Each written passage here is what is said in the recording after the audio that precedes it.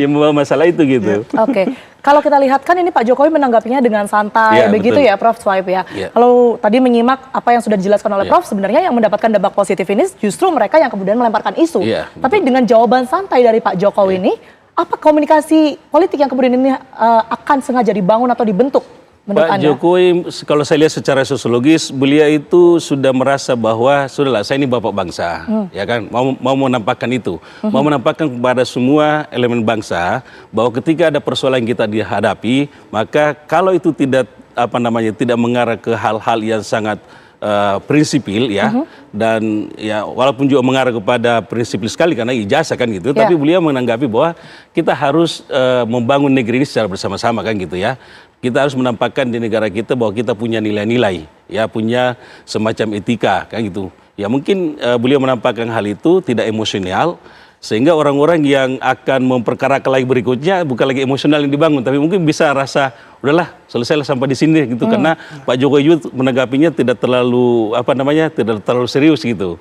Nah biasanya kan gitu. Jadi kalau opini dibangun kemudian tidak ditanggapi secara serius, itu masyarakat juga akan melihat ini ternyata nggak ada reaksi nih. Nah ini sekarang ini reaksinya semakin menggeliat lagi karena masuk di barisan otak-atik skripsi itu, kan gitu. Nah, tapi Anda melihat tetap ada kekhawatiran dari Pak Jokowi? Saya sih pasti ada kekhawatiran dalam tataran bahwa pertama nama baik pastilah ya. Ya, yang kedua mungkin keluarganya juga merasa, waduh ini keluarga saya tidak enak nih. Mungkin di masyarakat akan diperlakukan sesuai dengan opini yang ada. Ya, tapi saya rasa ya mudah-mudahan sih opini tidak terlalu lama gitu lagi ya. Tidak agak cepat gitu ya selesai, dan juga kita kembali bahwa Pak Jokowi dikembalikan juga prinsip-prinsip kemanusiaannya kan gitu ya. Dan saya rasa bahwa opini yang dibangun saat ini kalau menurut saya ini episode yang hampir kita tidak bisa baca selesainya kapan. Oke. Masih panjang nih ya berarti Prof ya kayaknya ya. Panjang, masih panjang. Drama Korea. Jadi Bang Andi, betul ya berarti Pak Jokowi ini sebenarnya di balik santainya ini sebenarnya juga khawatir juga berkaitan dengan citra itu tadi dan juga reputasi sebagai mantan presiden begitu. Ya tentu saja kalau kita ini sebagai manusia ya, kita tidak terlepas lah dari rasa-rasa seperti itu. Terutama kan apalagi beliau dengan mempunyai cucu-cucu beliau gitu kan. Ya itu pasti ada pengaruh secara manusiawi itu. Tapi beliau itu bukan orang yang pantang takut menghadapi semuanya itu, tidak. Beliau itu kan hadapi. Ya kan, apapun pun dia akan hadapi untuk itu.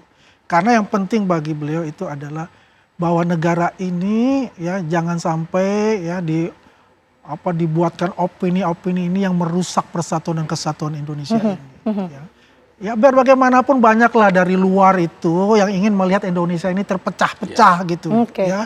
Tapi kan kita kuat di bawah di bawah Undang-Undang Dasar 45 dan Bhinneka Tunggal Ika dan Garuda Pancasila. Mungkin tidak sih Bang Andi, tapi ini tuh isu ini dikelola begitu ya oleh baik itu Jokowi Mania atau Projo dan lain sebagainya untuk menaikkan popularitas dari Pak Jokowi. Ini kan pemikiran-pemikiran sesat itu seperti itu. Jadi nggak ada itu ya? Nggak ada untuk itu kan. Kita kan juga bagaimana kita turun untuk bisa membuktikan kepada masyarakat Indonesia apa yang dilakukan oleh mereka itu Roy Suryo dan CS itu adalah fitnah ya. Kita harus berikan informasi yang seimbang kepada masyarakat. Masalahnya ini opini yang dibentuk ini adalah opini negatif gitu loh. Ya benar kata Pak Prof, saya bilang post-truth ini ya apa yang dikatakan kalau dibilang itu palsu.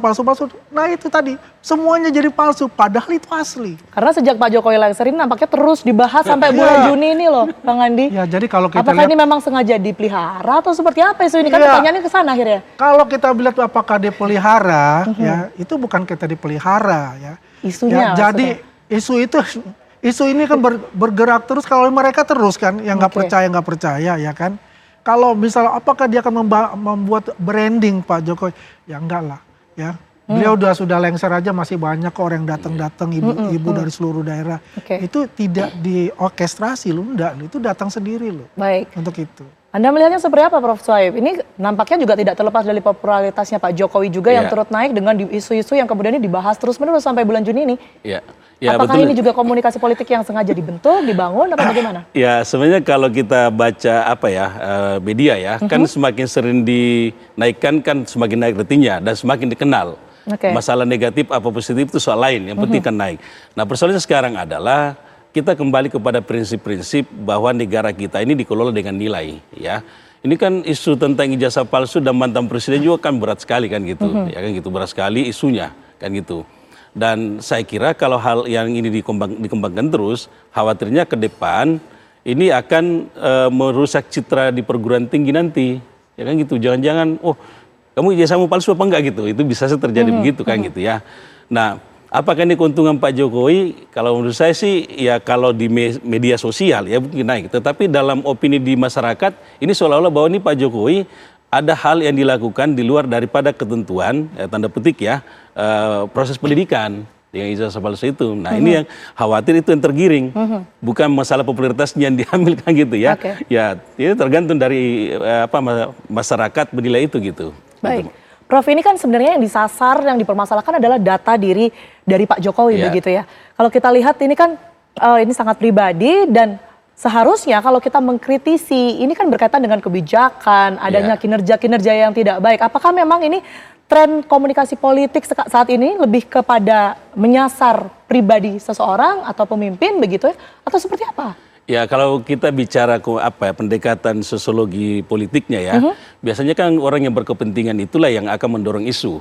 Nah biasanya kalau orang yang sudah gede, mohon maaf ya, orang yang lebih tinggi dia punya popularitasnya, kemudian dia diberikan opini, itu kan juga ikut yang lain.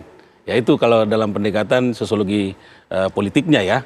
Nah persoalannya kemudian adalah apakah orang-orang yang mendomplengi, dompleng itu semacam ikut di dalam pusaran ini, apakah juga ikut memberikan sumbangsi kenaikannya popularitas Pak Jokowi? Itu juga belum tentu. Jangan sampai juga yang mendorong ini supaya naik popularitasnya juga akan cedera di kemudian hari kan gitu loh. Nah kalau menurut saya memang harus berhati-hati dalam membangun opini. Oke lah saya setuju kalau misalnya Pak Jokowi beliau punya nama besar, kemudian dibuat isu. Memang apakah orang-orang yang ikut di belakangnya itu ikut besar juga belum tentu. Belum tentu kan gitu, belum tentu karena tidak ada teorinya mengatakan demikian. Yang ada itu adalah ketika kita membangun sebuah opini di masyarakat, kalau memang itu positif, maka itu juga positif dan orang yang ada di sekitarnya yang membangun opini itu juga akan positif. Ya kalau misalnya kinerjanya bagus itu diangkat, nah itu saya kira positif. Tapi kalau misalnya hal yang negatif, maka orang yang ikut dalam pusaran itu juga akan berdampak negatif juga kan gitu. Ini harus hati-hati dalam hal ini. Nah saya setuju dengan Bandi tadi bahwa memang sekarang itu kita harus mendorong bagaimana Indonesia ini menjadi besar. Itu aja sebenarnya kan gitu loh. Dan prinsip juga Presiden Prabowo juga menyampaikan bahwa kita harus bersama-sama membangun bangsa ini menjadi besar. Ya kita harus solid ya, jangan dibangun opininya kan gitu loh. Oke, saya ke Bang Andi. Bang Andi, ini sebenarnya suasana kebatinan baik dari Pak Jokowi maupun orang-orang di sekitar Pak Jokowi ini sendiri seperti apa? Karena kita ketahui orang-orang seperti salah satunya ya, Bang Ali Mokhtar Ngabalin ini menyebutkan bahwa Roy Suryo ini sebenarnya mendapatkan proyek besar.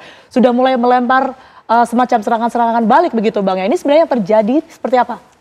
Ya kalau bicara Bang Ngabalin mengatakan ada bohir atau apa. Ya kita ini aja lah, kita secara logika saja ini. Ini kan panjang itunya. Mereka bekerja nggak sih? Atau menghidupi keluarganya kan gitu, ya kan? Pasti ya mungkin aja ada supporting gitu ya. Tapi ini kan dugaan ya, belum bisa dibuktikan untuk itu. Gitu. Ya. Tapi yang jelas intinya itu adalah ya, saya mengutip kata-kata Pak Arianto, ya kan, penasihat Kapolri. Ada invisible hand yang bermain, ya, yang bermain di kasusnya ijazah Pak Jokowi ini. Nah, siapa invisible hand itu? Yuk kita sama-sama cari siapa invisible hand itu, ya kan? Tapi artinya itu tadi saya setuju Pak Soeb. Bangun kesatuan dan persatuan kita, itulah intinya. Karena kita ini mau diadu domba, baik dari luar maupun dari proksinya yang ada di dalam negeri gitu loh. Itu yang kita harus perkuat gitu loh. Sasaran tembaknya apa? Yang ingin mengacaukan program-program Astacita dari Pak Prabowo Subianto. Coba lihat. Mereka tidak rela melihat Indonesia itu maju ke depan. Kita menang aja dalam bola kemarin itu aja Udah banyak yang nesu-nesu tuh kan. Negara-negara lain kan udah, karena itu udah satu capaian prestasi kita. Gitu. Baik, kita akan kawal sama-sama ya tentunya ya Bang. Sekalipun ini menjadi drama panjang, belum selesai, baru selesai ijazah tumbuh lagi ke skripsi, begitu kita tetap kawal. Semoga bisa membuka terang benderang mungkin begitu apa yang kemudian ini menjadi pertanyaan publik dan juga tentunya dugaan-dugaan dari Bang Andi tadi ya, begitu ya. Terima kasih Bang Andi sudah hadir dan juga Prof. Swaib sudah hadir di Apa Kabar Indonesia Malam. Sehat selalu semuanya.